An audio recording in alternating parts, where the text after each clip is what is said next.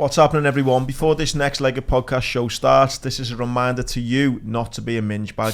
Go over to Patreon, sign up for £1 a week and take advantage of all the Patreon perks. It is the Patreon that pays. We have a betting show on a Saturday, which the postman here is picking winners every single week. Yeah, the betting show comes out Saturday mornings, covers UFC and boxing, footy when we're in the footy season. But yeah, we're winning on a weekly basis. I can't remember the last week we didn't find some sort of winner. So yeah, as Andy says, don't be a minge bag, come and get involved. And as I say, it's one of the best communities that you could be a part of, isn't it? It's a belter. As well as the betting show on a Wednesday, me and Jord have a chat. That's where you might have seen on our Insta Reels about crocs, about harpooning people at the end of the night, all that kind of chat that goes on. And even better, every single Wednesday we do a raffle draw, and our sponsors Montrex give £100 gift voucher away just for being on Patreon. No better time to join. There's 30 plus episodes already that you can go back and watch. Again, no better time. Get involved. Don't be a minge bag. £1 a week, and we'll see you there. What's happening, everyone? Happy Friday. Welcome to the Sportcast. It's me, Andy Grant. It's me, Jordan Neild. First off, massive shout out once again, all our sponsors, Montrex. You know, by now you get a discount code, it's in the bio. Also, if you're not a minge bag, you're not about that way, you like to support the podcast, you pay £1 a week, and every Wednesday you get an extra show, and in that show we give away £100 Montrex gift voucher. So you could be in with a chance of winning that if you're not a minge bag. On top of that, we've got Ver Clothing, who give away 20% if you type in leg at 20, and also Health Kick Kitchen, which will be sorting me my scran straight after here, and it is so good and it's healthy. So again, all Scousers behind these companies, go and support them. You get discounts off them, they support the pod, we try and support them. So again, please get involved, and get involved in Patreon, because I was waiting for this. Because if there's any time, listen, it's a business at the end of the day. The podcast, we're trying to grow, we're trying to get people signed up for Patreon. I have a better banter with you to get signed up and not be a minge bag. But now there is even more reason to get involved, because we find out who is the greatest sportsman. Let's just say we've got the first video coming out. It's a 20-minute video. It's only going to be available on Patreon. And we saw the first big shout out to Vic, our camera man. He sent a first draft through, and I was like, lad, that's perfect. Send it out. Send it out. Get it out now. So we're going to be banging that on Patreon in the next week or so, and I really enjoyed it. I was watching it even though I knew what happened, thinking like, wow, what's going on here? So that'll be coming out only on Patreon, and hopefully we'll give you a bit of entertainment. It's interesting, to say the least. Yeah, I really enjoyed it, and we're going to be doing a lot more of it. So please get involved and support the cause. Right, enough of the kind of happy, positive vibes of like Patreon and like our sponsors and stuff. Let's Jurgen Klopp and the boys bring it back down. What the fuck is going on with Liverpool Football Club? What the fuck is going on? I don't know. Do you know what? I was having a think last night, and I was like, as a Liverpool fan, I feel like we have a duty to, like, because we've had so much success in the last 5 years, you have to have a duty to stand up and take the stick now, don't you? Because like we were all like singing and dancing about how good we were. Unbearable Reds, fucking mentality monsters.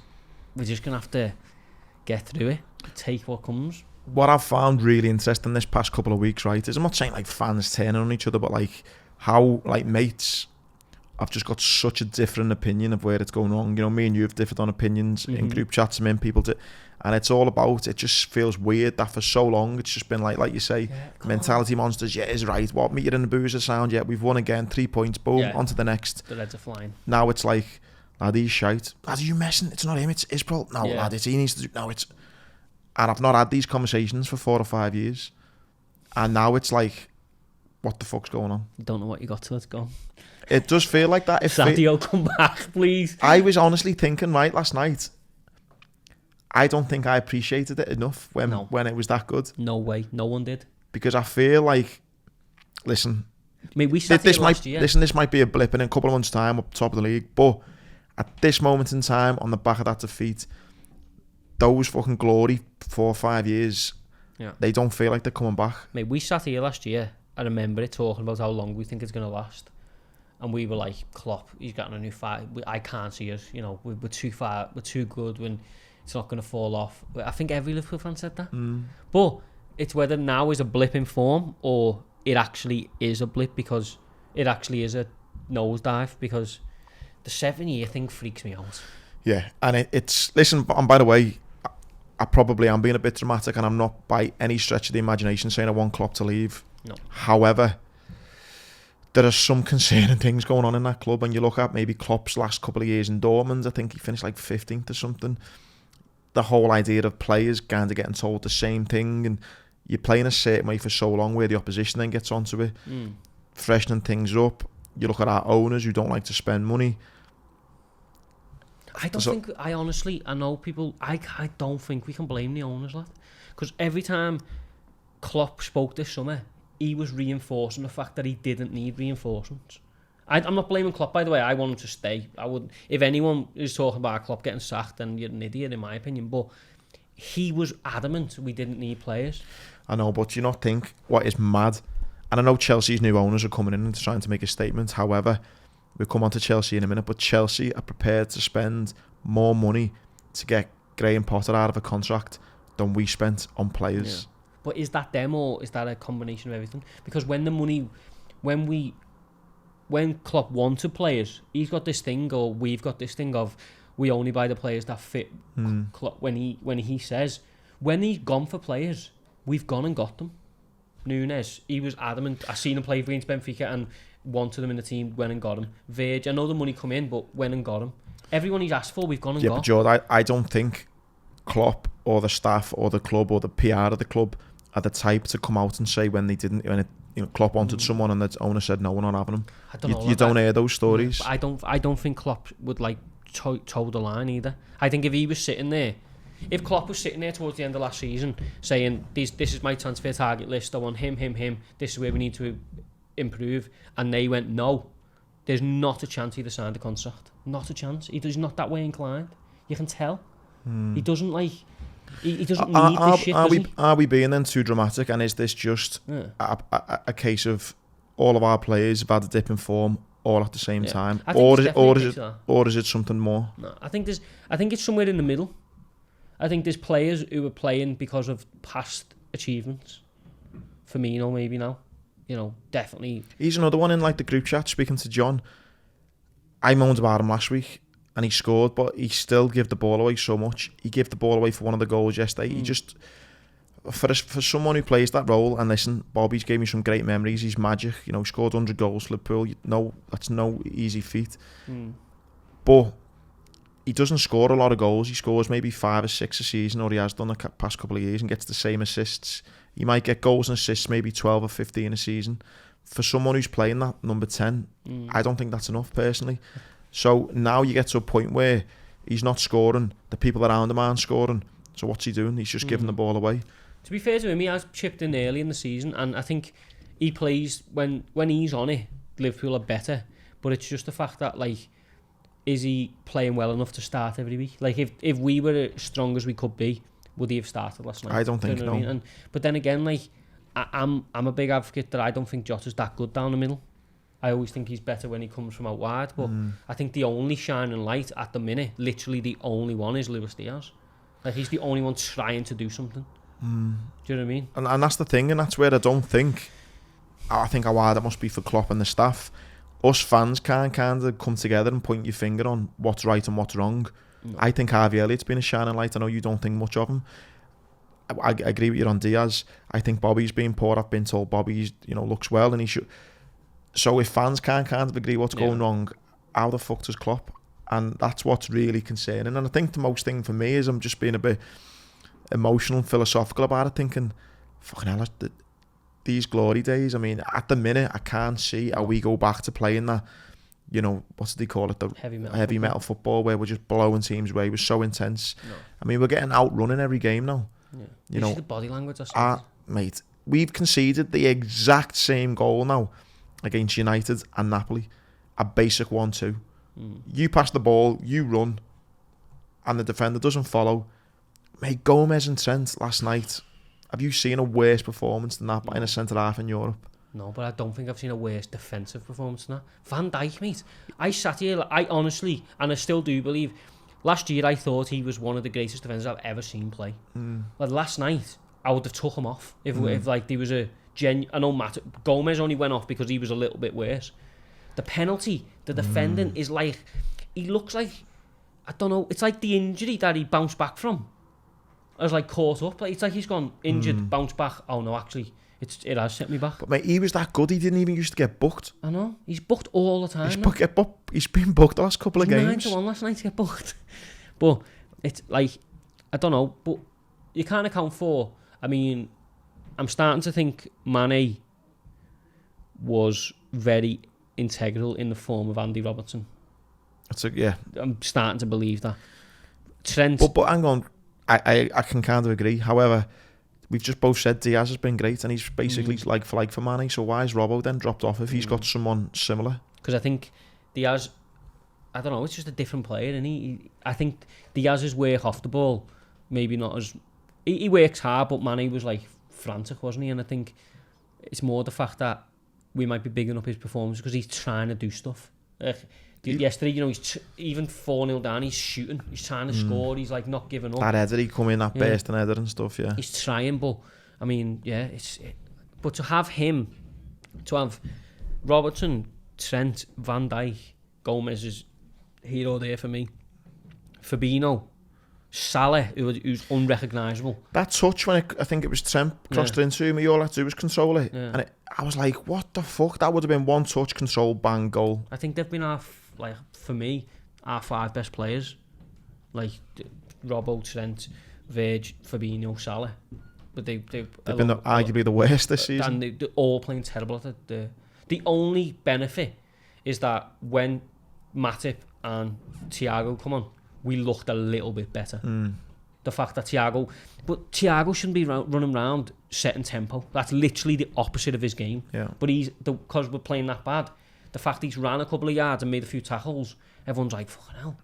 But I think on the weekend, I mean, he's going to have to start for me. You have to start Nunes, Jota, Thiago, Matip. I mean, Trent's lucky there's no one else to play there.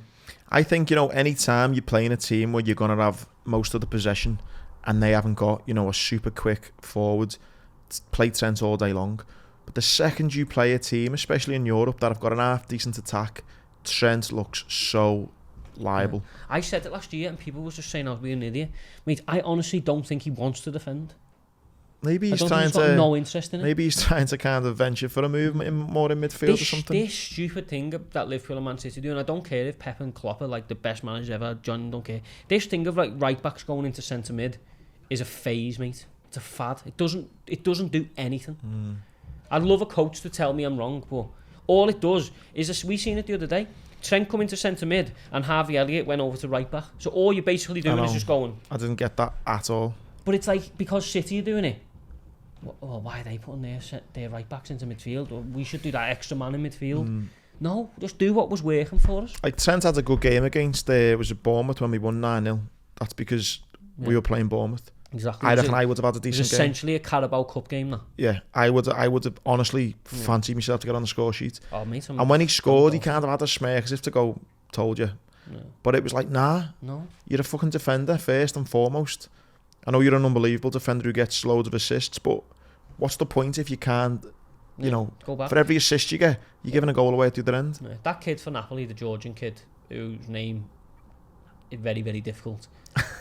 Lad, he had... 8 million apparently he was. Yeah, because he was at Ruben Kazan, is it? Or something like that. His contract got terminated due to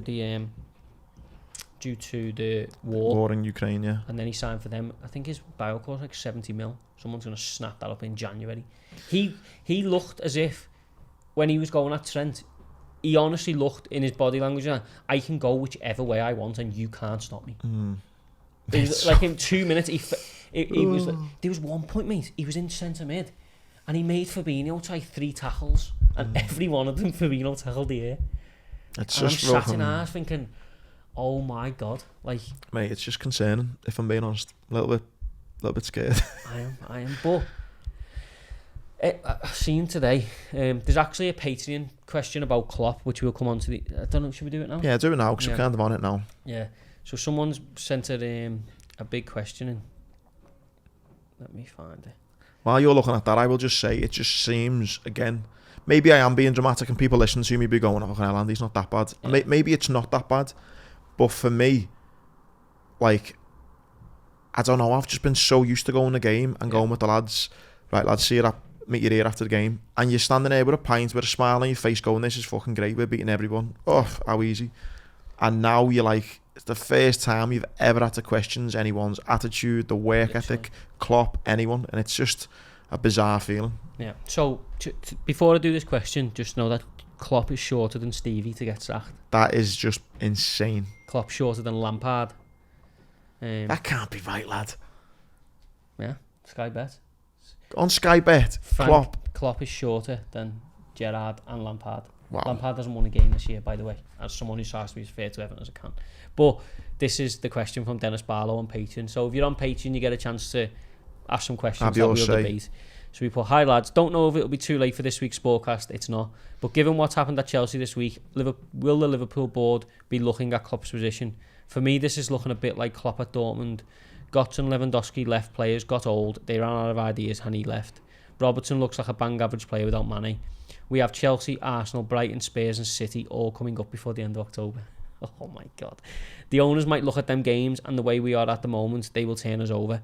For me, my heart says ride out the storm, my head says something needs to change. I don't know who we would get, but the owners look at the club as a business, about to announce record profits, and they may be looking at these games as defining.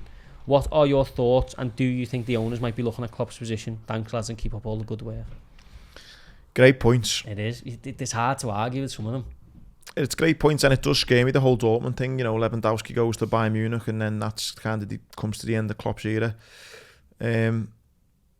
Listen, I think you're a fool if you want Klopp to leave. You're a fucking idiot. Yeah, I agree. If the owners are thinking that, I think it's a bad move for Liverpool Football Club if Klopp leaves. But a change is needed. Not from the manager, but I mean, whatever's getting said, whatever's getting done, I don't know. Mate, I'm dumbfounded what I'm saying. If fans can't agree on what needs to change, yeah. I don't know how anyone else. It's just I can't put my finger on what's going on, and I'm sure there'll be loads of blue noses who listen, who are gloating and thinking, that's what it's been like. Yeah, and I get it. This is our turn to suffer a bit. Yeah.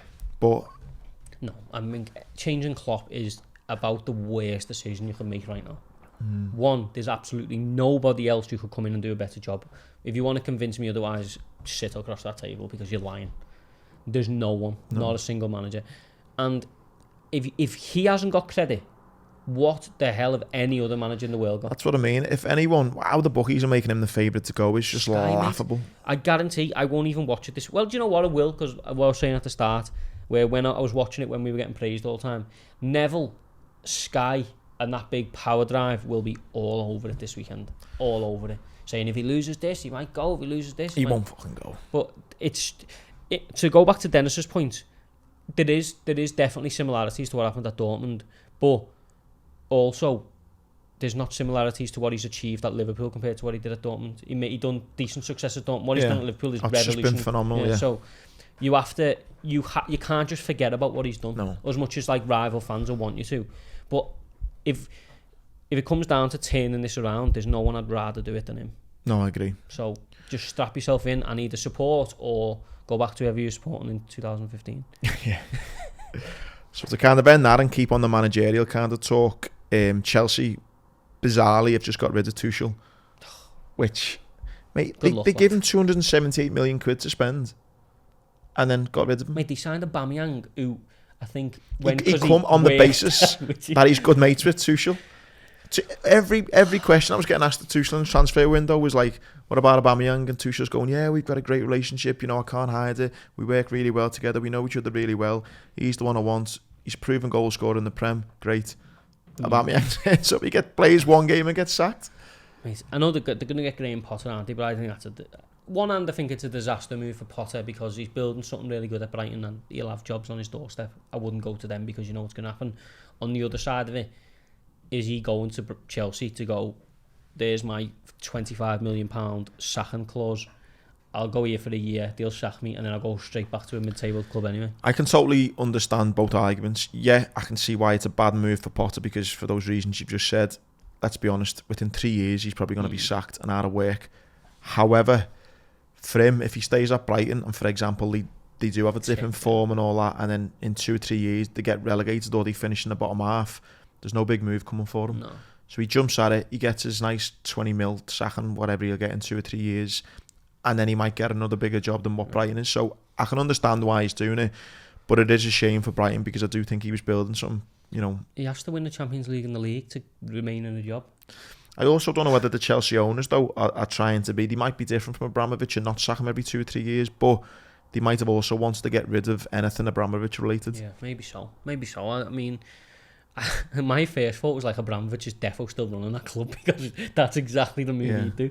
But obviously, talk about Zidane as well, isn't there? Yeah. Mate, Brendan Rodgers is in the bloody betting. He's bottom of the league with Leicester. But it's a case. I don't know. I mean, it's a really tricky one. I mean, I think Tuchel will be like, you know, what the hell. I mean, if he's getting sacked and they got beat, was it 1-0? You know what? There's a tiny 1% of me that's made up because I had a bet at the weekend and I had a bet midweek. Yeah. And both times Chelsea were the only team to let me down. So, I mean, they're definitely underperforming, but I thought, the performance against Spurs a little bit earlier on, maybe 3 weeks ago, was like really encouraging. They definitely had signs of a good team there. But it's just this like knee-jerk attitude in the game. It's like, crazy. Nobody's got the patience to go like, this could... It's like, even on a much smaller scale, Scott Parker gets beat one game and know it was 9-0. But like at the start of the season, you thought he was the man to keep in the league. Why does one game change that? Yeah. No, it's crazy. We spoke about last week, didn't we? The one game he was expected to do all right in was Aston Villa and he actually won. The rest of it, he played Arsenal, Man City, Liverpool. I just don't... What are they expecting? No. And I just hope... The one shining light I can have for like at the team we support, obviously, is if we just do things differently, just stick with it. There's no need to change. But Chelsea, obviously, crazy. Good luck to Graham Potter, like he's going to need it. For all the Blues as well, you said there about Lampard still not won a game yet. If you're a Blue, you're concerned, you're happy. I mean, listen, he done well in the derby to 0-0. Pickford, fuck me, what He's a injured game. for 3 weeks now, isn't he? Is he? Apparently, yeah. That'll be a big blow for him because he was unstoppable, wasn't he? Some of the saves, man. I can't even... Some of the finishes of ours weren't even bad. Like the Núñez one was like Torres at Blackburn. That's a great save. Yeah. I know Diaz has hit it inside of the post. What can you do? They've hit the inside of the post. I actually thought it wasn't a bad 0-0.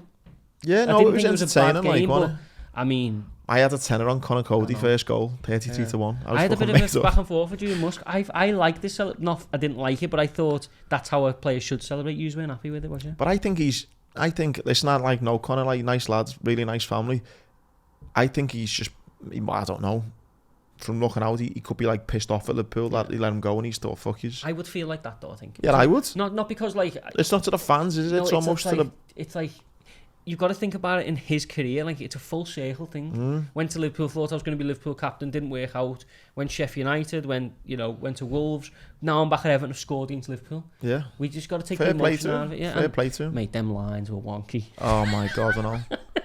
In the end, it was the best 330 quid that I never had, like, but... I hope you haven't got VAR on your list as your presenting skills. I don't really want to touch on it, to be honest. I can't do it.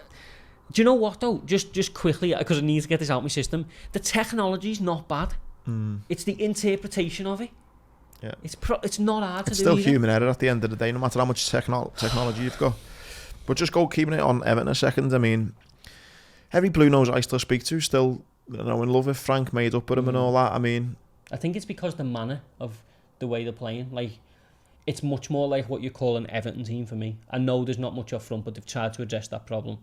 We probably should have scored Mopai against us. But, like, they don't look like they're ever going to get beat badly. Obviously, they're churning out draws that last season were defeats. I think Tarkowski and Cody and Pickford, obviously, like you say, they're not ever going to get battered 5-0. You don't think maybe they would have, last season. Last season, they'd be rock bottom now with loads of defeats. So, I think it's a case of, we've got loads of draws, the win's coming. It's progress, isn't it? I mean, until they get into the final third and there's nothing there. But I think you'll look at the likes like Alex Iwobi. Mate, he was unbelievable, and he has been this season. Like, I mean, I like to think I know football. You could have, if you told me last year Alex Iwobi's going to be in this form, I'd have said you're smoking something because he's crap. Yeah, no, interesting for Everton. Like safety, I think I agree. If he just had a little bit more up front, those draws would have been wins. I think what's the really fucking grey dark cloud above all of Liverpool's woes, if you like, is that fucking Overlord. Absolute specimen of a human called Erling Haaland, who was He's breaking every goal scoring record this season. He'll score. I don't know. I think he might hit 50. I do. In the Prem. In the Prem. Just in the Prem alone. Games. Just in the Prem. Mate, have you seen a video where the lad who sports Man U talking to his girlfriend? He's going, do you know how many goals he scored? He's got 9. 6, 12, 18, 24, 30, 36, right? If he goes on that, he's getting 10 every 6, right? He's getting 60 there. Getting 60. 60 Dean, lad. Nah, honestly, if he hit 40 in the Prem and 50 overall, that would not surprise me. When City come to Anfield and he's fit, how many ales are you having before the game? I might look at heroin, to be honest. Come on, Erling.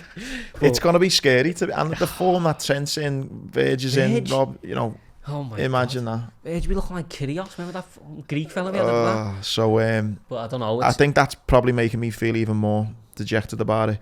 Man United looking great. Great result for them against Arsenal. Mate, do you know how much that hurt my heart to go from Haaland's going to score 60 to the next sentence being Man United look great? What world are we living in? They do, lad. They look great. I don't know, you know. I think Arsenal were lucky the other day. No, I thought Arsenal played really well for like 60, 70 minutes, but they got beat. And I thought United are looking really well. Yeah, it's all piss and wind for me. And that's not even me being, you know, the fact that I really strongly dislike Man United. I just don't. I think as soon as the likes of McTominay and that have a bad game, Everton will just go fall back. I know, but then they got Casemiro's not even started for them yet. I think that new centre-back partnership, they've got rid of Maguire. Yeah. I think I'll be very surprised if they finish higher than 7th. Well, nah, they'll be top 5. I think maybe top 4. Nah, I think it'll be City by an absolute country mile. Yeah. I think we'll be in there. I think Spurs will get in and Arsenal. I think it's between... Yeah, you know, I wouldn't totally disagree with that, but I think United are going to be close. Conte's doing a good job, you know. Richarlison scored 2 last night in the Champions League, didn't he? On the Champions League, actually, the whole debate about whether Scottish teams can make it in the Prem, I think... Whoops. Yeah, they're not. No. They're not. No. Rangers 4-0 by Ajax. Just thank God we've got to play Rangers. Madrid was what? 4-0 again or 3-0 was it? I don't know. I can't remember. They got battered anyway. But Richard Kirk, who won the FPL, he's a Rangers fan. Is he? Yeah.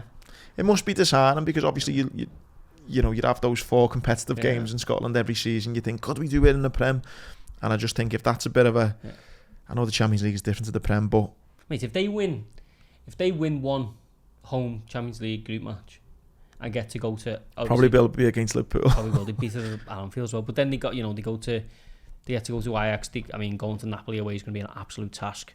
But then they get Napoli at home, they get Liverpool at home, they go to Anfield.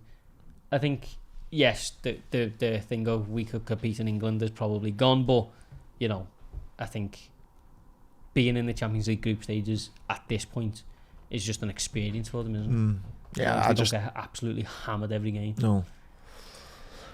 Anything else on the footy before I fucking thankfully turn to another sport? Do you know what? I sat down last night, which as I usually do, and I was like looking at stuff. What are we going to talk about this week? And I got off the football bit of BT Sport literally as quick as I could. Yeah. So if we could do that right now, that'd be massively appreciated. There's probably Blues listening and watching, thinking, "Fucking serves you right. I've had to fucking put up with this for years." So yeah, getting my comeuppance.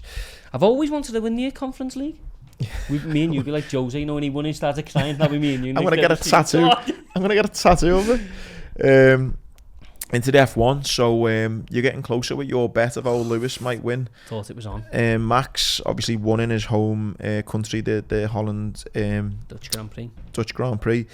Lewis Hamilton had a bit of a dig, didn't he? Had a bit of a rant and was like, didn't like the strategy. You know, like he's come out and apologised and said, you know. But when he was in perfect prime position to win, Yuki Tsunoda decided just to pull to the side and go, my wheels aren't on. A lot of dodgy kind of... Yeah. And then he went round for another lap. I watched the commentary of it and there was a lot on Twitter as well. It's like, hang on, is that actually allowed? Is this, that? And I think... And then the tactics kind of became a bit ski with, do you come in, do you not come in? It all went a bit... But Max just turned around and was like, fuck it, I would have won anyway. Either way, Max was quite bullish and was like, nah. Max, that's what Max is saying. I know he did, but I think it was the first time Mercedes looked like Mercedes, so I think they'll be absolutely eager to just get going straight away again. Do you think, though, that even if Max can get at least one win, do you think that's the championship done for? Yeah, it's done anyway. Do you think, yeah? It just... Yeah, he's just too good, and he's too good of a driver and too good of a car. But I think if Mercedes can finish this year strong, then this year might just look like a bit of an anomaly. You know, we fucked it up from the start. We chased our tail. But next year we're back. Do you know what I mean? And I think that'll be... If Lewis can look at the rest of the calendar and go, you know, if I can get 1 or 2 wins, a couple of podiums, then next year it's on, you know what I mean? I can't see Mercedes really taking much of a winter break. I think they'll just be straight back at it. Like. But that's... The sport needs it, doesn't it? The sport needs Lewis at the front. Like, I don't know how long he's going to be around for, but he needs to be at the front. And, you know, just for my betting with my brother... I'm going to need them to win at least one.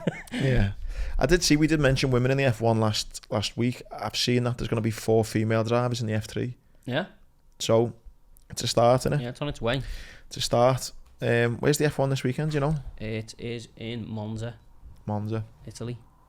Yeah, and then a couple of weeks break, and then Singapore place, you know. It's one where I want to go. Yeah, it's got that hotel, hasn't it, with the pool and apparently. Like, statistically, it's the cleanest country on the planet. Is it? Just thinking there, not a bad job at fucking F1 driver, is it? Lad, the calendar's ridiculous. So just left. Don't worry about all the places you've been. Yeah. Just left, you're going to the Italian Grand Prix, Monza, then you're going to the Singapore Grand Prix, you head into October, you've got the Japanese Grand Prix, United States Grand Prix and the Mexican Grand Prix. Head into November, which is obviously where you finish. You fly over to Brazil, and then you finish in Abu Dhabi. Imagine, sorry to be fucking anyone listens on Patreon, this will be a normal Andy statement to make, but because I'm a fucking pest, but imagine the shagging you'd do if you were an F1 driver, mate. All over the world though, like that. Imagine. No paper trail. Honestly though, just imagine for a minute. By the way, I would controversially say, Jib being a driver, imagine the life you'd have if you were just like a little, you know, like not a little, but say you were like one of the in the garage team. Who screwed the nuts on the wheel? Little technician, yeah. You may be on like, I don't know, you're a bit high up. Say you're on 75 grand a year, all expenses everywhere you go, and you just land there. You do a couple of hours shift, and then you're out in Monza. I'd be using the fact that I could get people in as like a way to get birds. Do you know what I mean? Do you know Lewis? Yeah. I'll take it off FaceTime. Yeah, I think that's the life. There's too much spotlight as a driver. Yeah, it's not a bad shout. Should we go into golf? Please. I've not seen as many. No, I haven't. It's been a bit gutted, yeah. I mean, they're all kind of on the offensive now, aren't they? Everyone who's not with the LIV tournament are kind of just saying, look, it's a big distraction, and you know, it's just a propaganda machine, and it's this and it's that. But yeah, it's still rolling on in the background. They've not made any crazy signings this week, unfortunately. Today.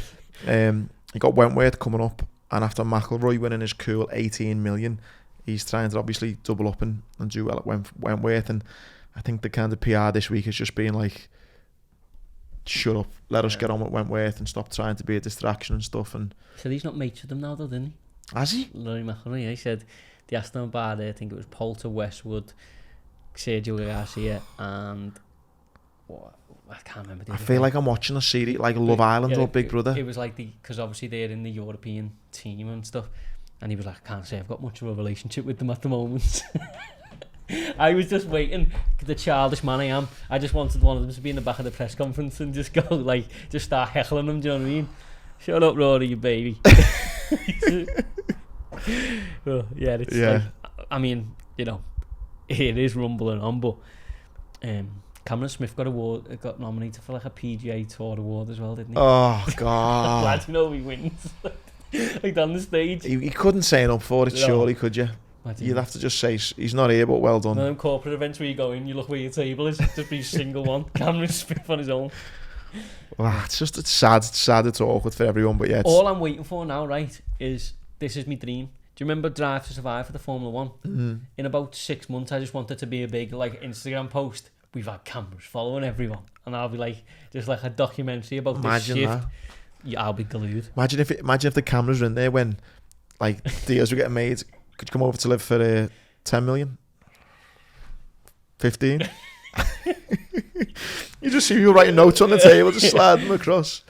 I just imagine just cutting Rory's house, Northern Ireland, crying.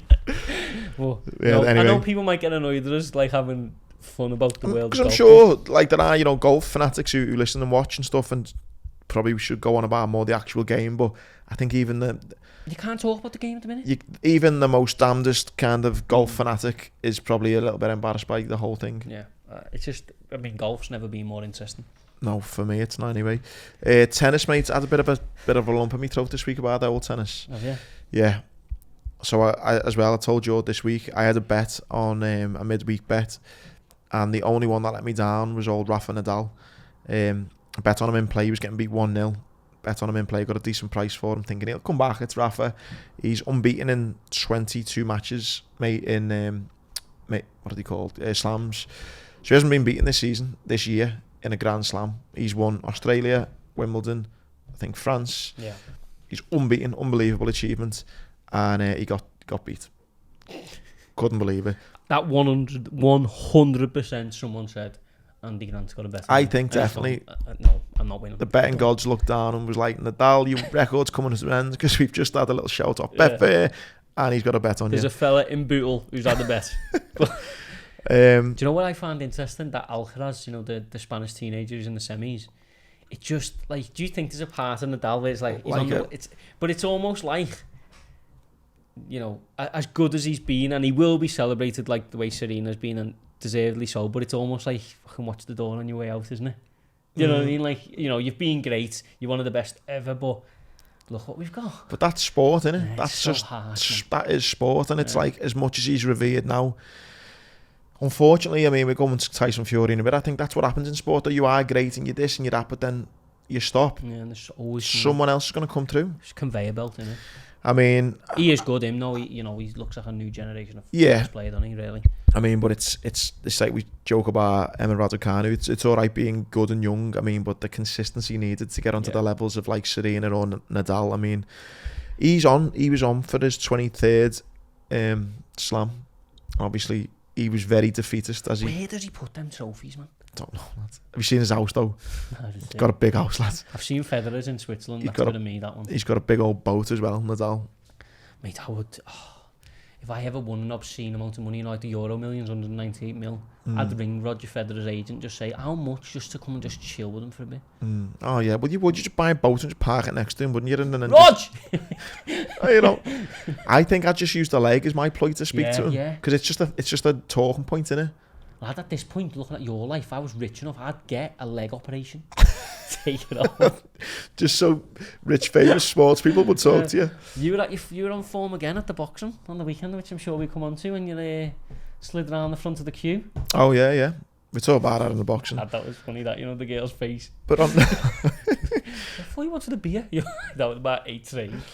But on the tennis, so yeah, bit of a bittersweet there seeing Nadal go out. Gutted he couldn't get the 23rd Grand Slam. Nah. And I say he looked mega defeatist and was a bit like, don't know when you'll see me again. He can't. I think he actually said, I need to go home and sort stuff in my life out. So whether that's the last time you see him or not, I don't know. No, it won't be. He'll do at least another little couple for the tour, a farewell tour. Well, on the whole, doing couples for the tour, did you see Nick Kyrgios? No. My God, that is a man with some serious issues. It's hard to me because I proper like him. Lad, he's a bellend. I love his interviews. I love the way he plays. He's a big girl. Lad, like exceptionally talented, but like a spoilt brat. Yeah. No, but like, do you know his interviews after I liked them, and the honest one where he was like, I'm devastated, and then I see that smashing the racket off the floor. 2 rackets? I know, it's just, well, 1 or 2, whatever. So he's smashed one, and then he's gone back and got another one. Have you ever seen when he launches the water into the umpire's chair though, and he goes, "If it slipped out of my hand, what's going to do?" Nah, lad, I listen. I like him. There's parts of him that I do like him, and he's exceptionally talented, but there's got to be a point where you just go, you're being a bellend. Yeah, I agree. Like Conor McGregor. Like, I love Conor McGregor, but there's times I've thought, lad, you're being a bellend. Oh, I mean, smashing the racket is bellend behaviour all over, but it's not the first, like... It's like that broken soul thing with all its rackets. I think he's battered his beard again, if you believe he's, you know, that's a fucking... No, yeah, it's a massive red flag, but I think just as an athlete, the people who are like, I don't know... Close to the edge, yeah. You've got to enjoy it, and I think as an athlete, I do enjoy him, but man, the smashing the tennis rackets and the frustration thing he's come out and said, he's like, you know, the tours mean nothing. It's all about the slams. He's like, so it's fucking pointless having a go with the slam. He said, I want to be doing good in the slams and I'm not, and it's pissed him off. But if you do want a bit of a grown man smashing 2 tennis rackets, maybe go and check it out. It's quite funny. Come down to Bootle this afternoon, Andy. Yeah. And the only other one I feel like I need to mention every week is old Emma, or young Emma, I should say, Raducanu. She don't know. She's kept, no, not really, but she's kept a coach. Has she? Which I thought was, you know... we need poppers. A start. She's not fucked the coach off. And she's now got a wild card into a tour in Slovenia, I think. I think that's not a bad shout. You know what I mean? Go into a wild card tournament in a tour in Slovenia, Slovakia, as wherever. No pressure, no media spotlight, and see how she gets on. Yeah, I agree. That's exactly what she needs. On the old boxing, then, mate, we obviously went to show in Liverpool. Yeah, we did. I had an amazing day, an amazing night with all my mates. With regards to the boxing, wasn't great. No. It was. That's a lie. Actually, it was shit. Yeah, I mean, Liam's fight, which we'll get to, Tasha did a good performance, but I was at the weigh-in on Friday. Seen a lot of people who listen to Sportcast, by the way, which was nice, and went to see Paddy and was, I did a good chat with him and that. When I seen the guy come in to weigh in, I thought it was Paddy's opponent. Mate, he got on the stage and he was fighting Fraser Clark, heavyweight. And I was like, there's no way. And, we sat ringside for that fight, literally, was 3 rows back, wasn't we? Mate, when Fraser Clark hit him, he looked at the ref and went, like, this is dangerous. Then he put him down in the corner, the lad circled, he hit him once and it was over. He should never have been in that ring. And Fraser Clark looked embarrassed to win by first round knockout. Yeah. And he's made his feelings completely known about it.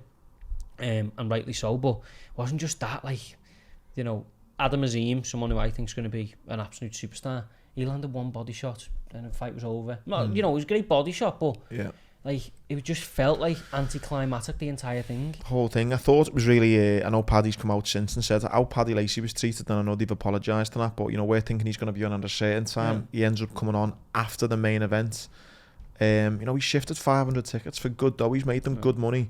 I was treated like that. I didn't like that. I think it was I honestly think there was a part of it was because he shifted 500, and they've gone, we need them 500 in here, put him on after, and then go over to him, it ran over. I mean, I don't know. Look, I spoke to Paddy briefly on Sunday, but I don't know whether they'll give him another opportunity. I hope they do. I think they've come out and said they've gone. It's so difficult for him. He got to the arena at 4 p.m. and fight until 11:45. Bad, so bad. It's not on. Tasha obviously won her fight. Yeah, good fight to be fair. Yeah. But Tasha just goes from strength to strength, doesn't she? Jumps straight off that, and she's now presenting this week for the all female fight down in London. Yeah. So yeah, she's some advocate for the city. Oh, amazing mum, fucking athlete. Everton about is just top class. When you get ringside to watch Tasha Jonas, you realise that she can punch hard. She can bang, yeah. The noise of her gloves landing. That girl was tough. Yeah. Real tough, and it was a good fight. To see her face as well when she won was brilliant. Yeah. Beefy's fight, what the fuck? Weird. The mad thing is, for the rounds, I thought, Liam's naturally warming up, he's the better fighter. But then I kept going, decent shot by Mourinho, that. Good shot. Third round, he hit Liam after the bell. And I know Liam was a bit annoyed, but I was like, sound, at least he's up for it. That brings the best out in Liam. Got a good fight coming here, I reckon Liam will stop him eventually. Mate, he went over on his foot, took a knee, took one jab and then went down. It was mad. I'm really not one who talks about taking dives and stuff like that. Lad, that was a dive. It's got to have been on it. There's no other. That was just a man who was just not up for having a fight. And you hear the rumours that he never got on his initial flight. He had to get a second flight. Doesn't really want to be there. He knows how hard Liam is. He's sparred him before, I think. But for Liam, it was annoying, I think, because he's had this big Sky thing and they've gone there and they've gone, right, this fight, then a big one. And in this fight, he's already lost that Eubank Jr. fight. Then this. He's walking out to the arena probably feeling like he hasn't even had a fight. No. I know he's earning money, but it's beyond money at that point, isn't it? It was so frustrating that. Again, like we mentioned before, one of the silver linings was my record of getting beers in for the boys is 100% still. Nice. That was... You went up to the front and said, I just need a beer, my leg's sore. The woman went, no problem, love. And then you went, can I have 3 beers? 2 vodka lemonades, 2 gin lemonades. Some lad come over and went, lad, get us one. I was at the Dave Chappelle on the Thursday, and again, me and producer Musk went, and 100% again. But you know what the thing is with the Echo? Anyone who is disabled, They haven't got any disabled access, so they haven't really got a leg to stand on. them. But so you can't say anything. No. I'm very polite. I say, is there any disabled? I say, hey mate, can you just point me in the direction of the disabled queues for a beer? And he went, ooh, way beyond my pay grade. Don't think we've got any disabled access. I went, I don't know what to do. I've only got one leg and my leg's really sore. You see, I can't really stand in that queue. And he went, I don't know, mate. And I said, well, can you help? And he went, oh yeah, I'll take you to the front. So that was the best thing for me. Me and all my mates had a ball with you boys. Yeah, we had a good time. But good laugh. It was one of our legends. There was a sticker stuck to my back in the toilet. Come over, took it off. Wasn't a sticker, this little thing, and I was like, it was me that put it there. No, do you know what was it? No. And then do you know what? I was still having a piss, and I was like, for all the things this podcast has done, someone willing to come over in the bog and go, lad, there's something on your back. That's nice. Like, no, it's great. Great when you get to meet people who watch the show, and that's lovely. Who was on the podcast last week wore a bit of a risky outfit. I thought he looked belter. Yeah, well, he's that type of guy, and he's a cool guy. And he walked in the toilet and it was full of scousers smoking. And laddie walked in and some fella went, what the fuck are them kecks? And he went, oh lad, it's started. He's got some balls to wear it, but I thought he looked great. Yeah, there was he did look good. That lad from Love Island come over to him and was like that outfit. Like.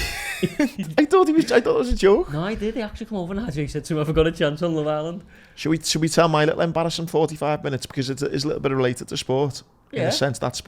So I had a little, let's call it a rocky 45 minutes where I took the knock, but I didn't take the knock off the ale. So I don't know if anyone's aware, you can get these things where you put them in your gum and it's like a tobacco, right? So I've got a mate who out the Marines, and I went, what are they? And he went, yeah, I'll try one. So I put it in my gum, and oh my lad, I just basically went like half a mong for 40 minutes, didn't I? You were in a bad way, yeah.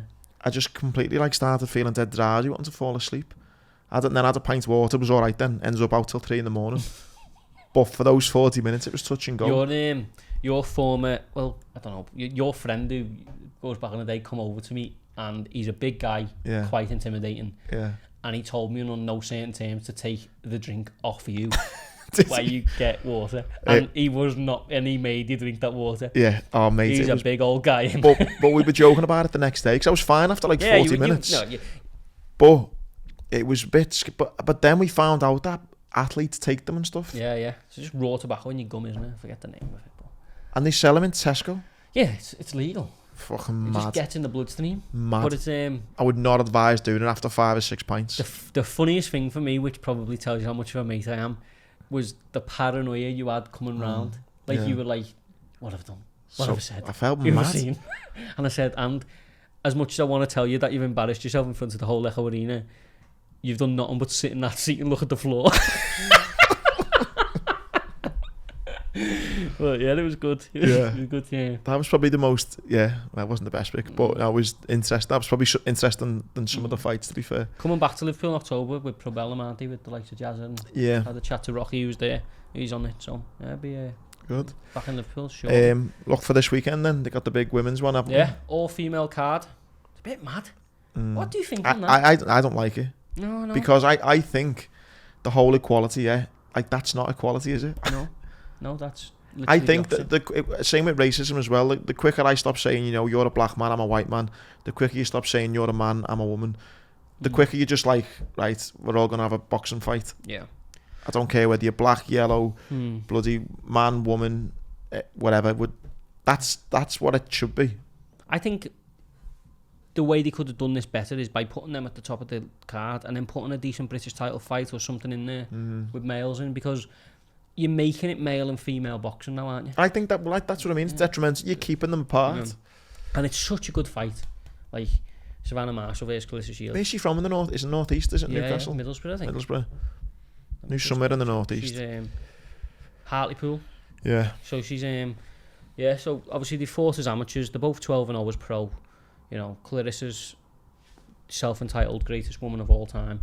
Savannah Marshall's. I love that self-entitled. Yeah, that's what she calls herself. No one else called it. Savannah Marshall's probably the hardest hitting female in the world. There's not many females who've got a 12-0 with 10 KOs knockout ratio. The IBF, WBA, WBC and WBO all on the line. It's as good as it gets. Just don't know why you've put it Yeah. On its own little, it's a bit stupid, but again, I mean, it's an unmissable fight. The fact it's 10-2 rounds probably doesn't do it enough justice, but it's boxer versus well, I'm quite wrong that it's being sold as boxer versus puncher because Savannah can really punch and Kalissa's unbelievably talented as a boxer, but Savannah can box as well. She's got like obviously Peter Fury in the corner. I just can't wait for it. I don't even know which way it goes, to be honest. I always said, I think if Savannah lands, she could put it away, but its landing's going to be a problem. But I think we could. I've just got a feeling by when we get to the end of this fight, it could be a case of like someone claiming robbery, or oh really? Do you know what I mean? It's like, for example, a lot of close rounds, and say it goes to Savannah on points. I think Clarissa will say it's a robbery, and then they probably do it again. But I think if they do it again, it'll be bigger and better. Yeah. I just can't see how it's a bad fight, to be honest. And obviously the any decent ones on the undercard. The chief support is Michaela Mayer versus Alicia Baumgardner, and that's again for all the belts. So like there's two massive fights there, and then down there's just a couple of April Hunters on there, a couple of Olympians. Where is this actually? The O2. Yeah. Sold out, is it? I don't think so. No. Well, boxing can't sell it anywhere at the minute. Literally can't sell it anywhere, mate. It's a really good. It's a great fight. Like even if you're you watch this and you're just a sort of average boxing fan, don't miss it. Like it's a great fight. The only other boxing news I've got, unless you've got more, is the biggest hypocrite in the world, Tyson Fury. He's now gone from retirement to only fighting for 500 mil to then retired, then calling out some German boxer, Manuel Char, to now offering Joshua a 60-40 split. Yeah, Joshua's accepted apparently. Eddie was on interview yesterday, said they've had contracts done, said yeah, no problem. So it's actually happening? Well, they've said that, and then 5 minutes after Eddie put out that interview, Tyson Fury said it's November this date or December the 3rd, whereas Eddie have asked for December 17th. Interestingly, Frank Warren has already put the deposit and booked the Principality Stadium in Cardiff for December 17th. Done. So December 17th, hopefully. Joshua, to be fair to Joshua, mate, I've given him as much stick as anyone, but Tyson Fury put that video out, he went 60-40, sound, no problem, speak to me management, I don't want to do it on the internet. Eddie said he got they actually did get in touch, said 60-40. Eddie said you shouldn't do it for that. AJ said, nah, I want to do it. It's happening. I want to do 60-40 as long as I get 60-40 in the rematch. Wow. If he's done that, fair play to him. That's exactly how I feel. That all we can go off is the basis of what we've got at the minute, and that's what it looks like. If that's the case, then fair play, get it done. There's no reason for it not to get done. I mean, I'm still very sceptical. Very sceptical. There's something. Yeah, I'd love that fight though. I would like that. Who do you want to win? They both have done me head in over the years, lads. Simultaneous knockout.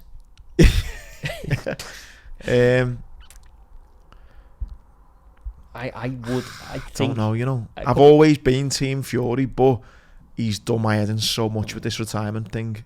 I don't know. I'd lean towards Joshua at this moment in time. Yeah, I think he's so up against it, Joshua. But I think Fury will win. Yeah, I just think the story of if Joshua did it, got beat by Usyk, turned it round in 3 months, and then went and beat Fury. It'd be like a sport story. Mate, I'd be so excited if this fight happens. I mean, I don't know. Before I watched the interview with Eddie, and you have to take interviews with a pinch of salt, of course you do. But before that, I thought bullshit, and I watched that and I was like, because he was saying George Warren, who's obviously Frank's son, got in touch, done this. I've had a meeting with him. They're saying this. This date's booked, and then you start to think, well, it's like wheels are turning somewhere. Yeah. If Joshua does take that, he deserves all the credit in the world. Pray to the boxing gods. Yeah, literally. But I'm sure we'll be sat here next week saying Fury's fighting Manuel Char. Can't wait. Finish on UFC, mate, which is going to be an absolute banger this weekend. Yeah, Khamzat. Oh, before we do that, Darren's booked his return. Oh, Darren's Hill. Against Dricus du Plessis. 10th of December. Fucking hard fight, that. Is it? Pair of bangers, yeah. I mean, fair play to him coming back. How is Darren still in the rankings, can I ask? He's still like 7th or 8th, isn't he? He's a bit further. 9th now, I think.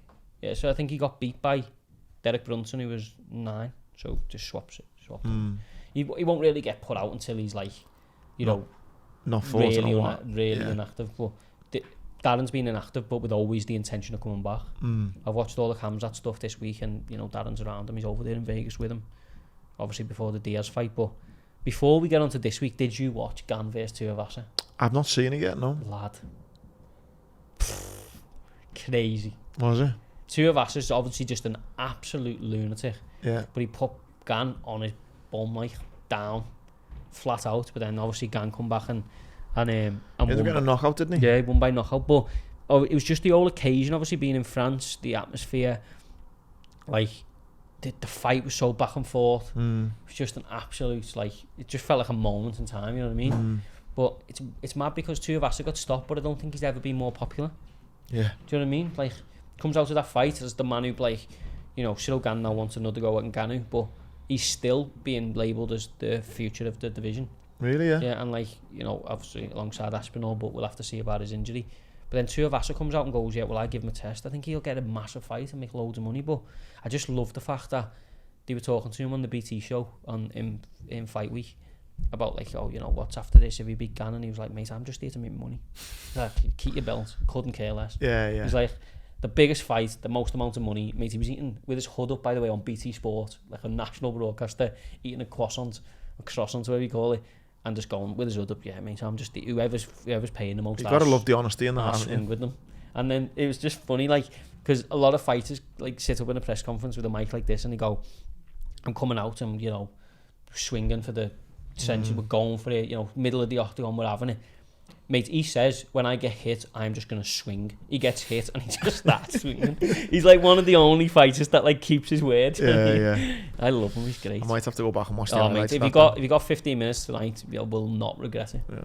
But, yeah, we'll see this weekend, the return of good old Nate. You sent me a little clip of, like, you know, a little build-up promo thing for it. Got the juices flowing, like. Yeah, it's the thing with Nate is he's just such a, I don't know, he's never won the title, has he? But it's like, I don't know, it's such a he's a likeable character. Hero, isn't he? Yeah, he's a very likeable character, I think. Just the stuff about lighting a spliff at the press conference table, and he's very anti-establishment, isn't he? Yeah, but he's never ever got in line ever. Even at the point where he was in most money, when it would have been easy for him to go and get a sponsorship with like a whiskey company or it would have been so easy to do. Can you see the unthinkable happening and I'm doing anything? No, but my God, lad, if he did, imagine, do you think he would retire if he did? Yeah, I think he'll end up fighting Jake Paul, but mate, I don't know, like, Khamzat should kill him. Yeah, Khamzat's bigger than him, fresher than him, stronger than him, better than him. Yeah. So he should win, but he's just one of them fellas, just in case. Yeah, I'm not gonna lie, right? Khamzat, that when he fought, was it Gilbert Burns? Yeah, Gilbert Burns. His tank didn't go, but it was like he got tucked to the trenches, didn't he? And with Nate having the engine that he's got, mate, if we can get to, like, oh mate, if you get into the is it 5 rounder? Yeah, you just think, mate, if this hits round 4, I'm gonna be sitting up going like, wow. Mate, it's just I just want to see him go out like on a shield, man. No, yeah, just like with everything intact. Do you know what I mean? Like, I mean, he's you know, the fight's finishing with his face just full of blood. Like, yeah, but I'd love to see him in round 5, just giving it one of them. Like, let's go. I'm going out like the way I came in. I'm a beast. And Khamzat, like, maybe with like a little cut. Yeah, thinking, breathing, thinking, yeah, you are the real fight, deal. Yeah. But you know, I just don't see it happening. But I mean, I'll sit there and think, as an MMA fan, I want Khamzat to win because I'm on this train. I want to see him become champ. But if I'm sitting in my living room at 5 a.m. and Nate just gets a little choking or something, I'll be going mental. Yeah. But no, I think I'm the same. It's hard. But you've got to get romantic about it. You've got to want to see the romantic side of it. But yeah, I don't. It's one that if you've got a remote interest in MMA, just watch it. Because you're not going to get to see Nate Diaz in the UFC ever again. And all the highlights he's given us, from the Conor moments to the not surprised legend. Well, he just goes out in a good manner. But the UFC are heartless, aren't they? Yeah. Thanks for that, mate. But ta-da. Just before you go, would you fight this absolute monster from Sweden? Before you go through the card as well, I've seen that Anderson Silva's fighting Jake Paul. It's a good fight, that, you know. It's a bit mad, that, innit? See Jake Paul's tweet to him in 2012. Yeah. Mate, Anderson Silva can still fight. That's what I mean. And he can box. Hopefully he can just lay this fella out for once and for all. Yeah, I mean, what a way to sign off one of the greatest combat careers of all time. If Anderson Silva just KOs Jake Paul. Yeah. Netflix that his son's coming through, I think. Really, Anderson Silva's son, yeah.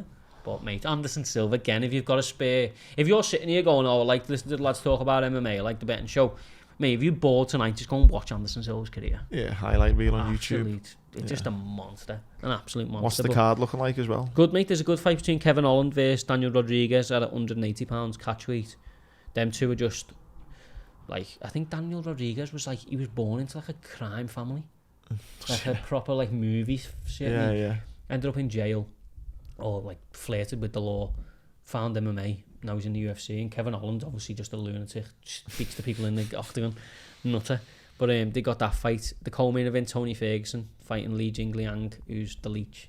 Yeah. Lunatic. And then two more lunatics, Johnny Walker and Ian Cutelaba at light heavyweight.